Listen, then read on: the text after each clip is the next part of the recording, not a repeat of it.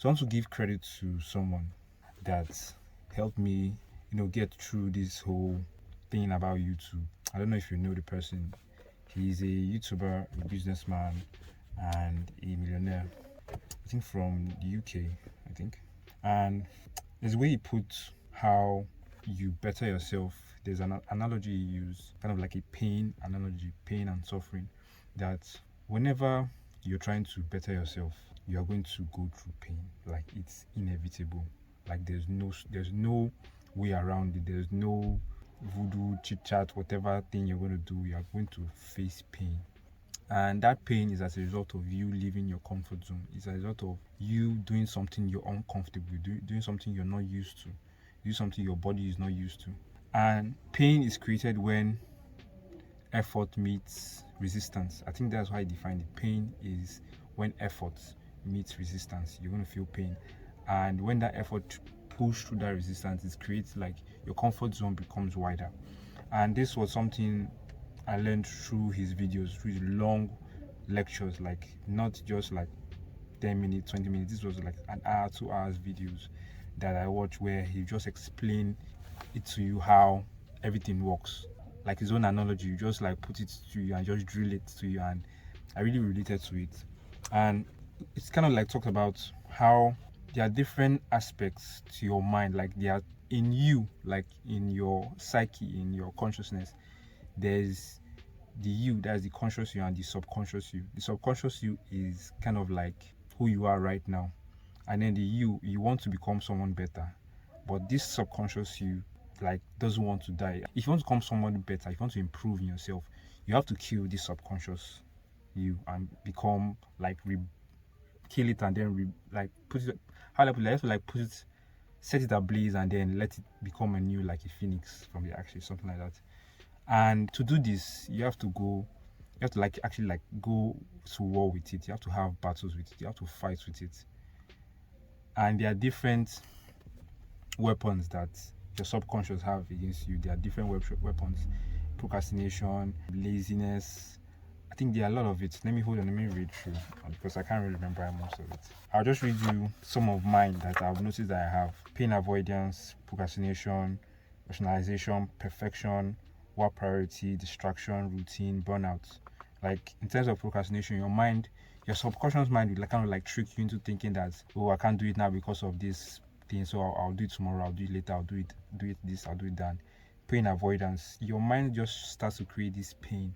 Like whenever you try and do something that maybe you have something that you really need to do, but your mind just creates this kind of like pain in your head that if I do it, it's going to be painful. And that is a lie. Because when you just start doing it, you see that there's no pain related. It's just like the anticipation of it. You are just feeling like this thing is going to be painful. So your mind starts to create pain, but it's not actually not painful. It's just your mind not wanting you to do it, and then you not procrastinate, something like that. And then there's doubts, there's fear. Those ones are normal. When you want to do something, you start to doubt yourself, you start to feel afraid. Oh, can I do it? I don't know if I can do it, this and that. You just have this certain fear that you can't, but that is just your subconscious mind trying to prevent you from improving yourself, from moving forward, from going ahead. Then there's perfection. You feel like you want to do something, but you want to wait for the perfect time. You're always trying to wait for the perfect time. That is not how things are. Like if everyone waited for the perfect time to do something, no one would move forward, no one would strive better, because there is no perfect time. You have to create that perfect time. You have to create that time. Nobody's just going to give you the right conditions to do certain things. Like for now, I can decide not to make a video. Like I'm basically using let me show you to show you that you don't really need perfection to do certain things. Like right now, look how I'm using to hold this camera. I'm using this thing to hold this camera. Like my stand, I don't have a stand because the stand I was using before was my sister's one, and then she took it when she traveled, and then this is what I have. I can decide that I don't want to do this video because I don't have a stand, but I improvise. I use this thing to like make the stand kind of like to hold the phone in place while I record. So you can imagine this is me beating that aspect of me waiting for perfection. Like everything doesn't have to be perfect, just do it. It doesn't have to be perfect. So another one is work priority, where you need to do something and then you just have this thought that there's something else you're supposed to do, something of smaller priority, and then you just go to that smaller one because you don't want to do the bigger one, and then you waste time doing the smaller one, and then when you now need to do the bigger one, you feel tired, you say, oh, I'm not doing it again, and then you procrastinate. That's something your subconscious will do. And that one is distraction. Distraction is like there are a lot of distractions around us. There's movies to watch, there's video games to play, there entertainment content here and there. Like your phone is a distraction. Almost everything around you is a distraction. But the idea to not letting distraction take a hold of you is by being aware of what those distractions are and then reducing them. Taking steps to make sure they do not hold you back from what you're supposed to do. And then there's routine. For example, I used to have this thing where, like, if I don't start my day with the routine I've set for myself, I feel like the day is just wasted. And that's something that your mind will try and do when, let's say, for example, you wake up and when you wake up, you meditate, and then after meditating, you walk for so minutes, and then after you walk for so minutes, you do another thing. But for some reason, when you feel like, when you don't do this certain thing, maybe when you wake up and you don't really meditate, or you don't even wake up early enough to do those things, you feel like the day is wasted, and then you just make the day random and start indulging, start playing video games, watching movies, because you feel like you didn't start the day as perfect as you want, and that's something that can make you stray from doing what you're supposed to do. And the last one for me is burnout. I feel like if I overwork myself, I'll burn out. And things that when you don't know your limits, there's no point trying to limit yourself. Sometimes you have to just work until you just like feel that burnout. When you know your limit, okay, this is my limit, so I can work to so. Some people feel like 2 hours is their limit, whereas if they actually worked hard enough, maybe like 10 hours would be their limit, but they just feel scared and then just limit themselves to 2 hours. So I need you to understand that your subconscious mind is the only enemy you have in terms of improving yourself. No other person is against you, just you. It's you against yourself. And you need to take note of what these things are that are actually limiting you: procrastination, distractions, routine, perfection, burnout, all these things.